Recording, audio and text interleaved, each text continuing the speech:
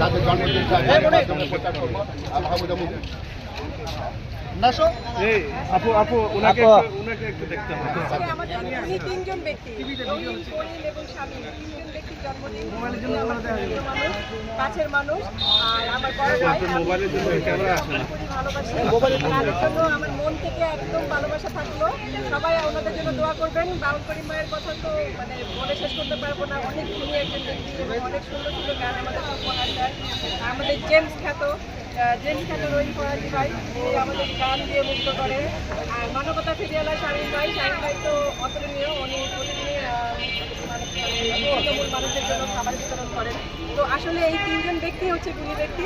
ওনাদের জন্য অনেক শুভকামনা, ভালোবাসা। শুভ শুভ শুভ দিন, শুভ